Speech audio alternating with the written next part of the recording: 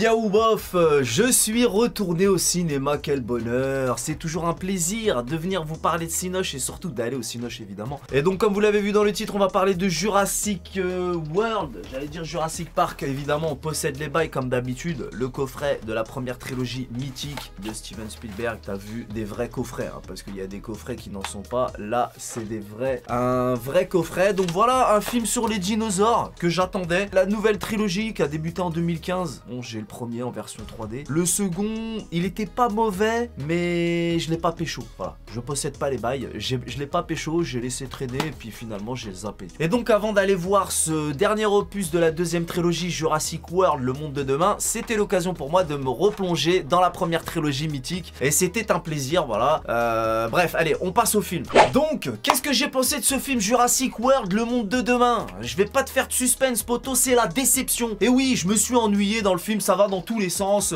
Tout ça pour ça, ça fait chier. C'est le pire épisode de la seconde trilogie, donc a débuté en 2015, comme je te le disais. Mais c'est même le pire de toute la saga. Et là, c'est vraiment la grosse déception. En plus, quand j'ai vu qu'au casting, on avait le retour de tous les acteurs de la première trilogie, et c'était pas seulement pour quelques scènes, hein, ils sont dans le film du début à la fin, ils ont des rôles importants dans l'histoire, là, dans ce dernier épisode. Et malgré ça, ben, ça m'a fait l'effet d'un pétard mouillé, je t'ai dit, je me suis ennuyé pendant le film. Avec ce casting, moi, je m'attendais à un grand final, et au final, c'est la déception totale. J'attendais tellement ce film, poto, je suis allé le voir Day One en 3D. Moi, j'ai toujours kiffé les bails de dinosaures. Mais voilà, je me suis ennuyé de ouf. Les effets spéciaux sont d'un banal. T'as vu, on est en 2022, mettre des dinosaures dans un film, c'est pas ça qui va nous faire rêver. En 93 peut-être, voilà. Mais là, en 2022, même en 93, je crois que la première trilogie, les effets spéciaux sont mieux. Mais surtout la mise en scène. T'as vu le suspense. Quand le dinosaure, tu le vois pas tout de suite. T'as la scène mythique avec le verre d'eau où, tu vois, ça tremble, il y a les vibrations, les bruitages. Tu vois là, comment il t'amène le suspense, le dinosaure. Voilà, c'est pas qu'une question d'effets spéciaux, mais là, la mise en scène est claquée, on est loin de la magie de Spielberg et le scénario.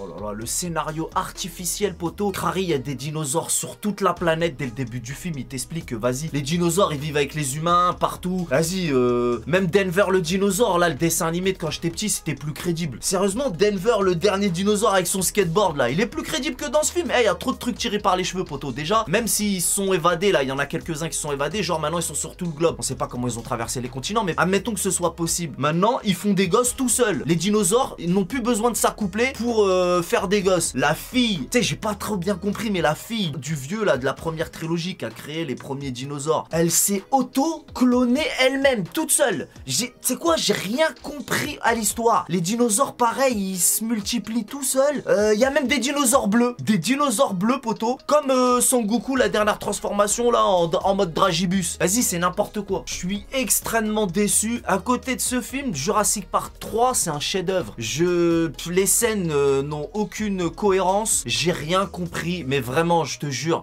ils nous ont pas respecté. Maintenant, t'as vu, ça suffisait plus de faire des dinosaures normaux, ils te font des dinosaures hybrides, mélangés. Je t'ai dit, il y en a, ils sont bleus, l'autre, il y a un poulet géant, c'est n'importe quoi, les dinosaures, ça suffit plus, il faut qu'ils inventent des trucs. Quelle déception.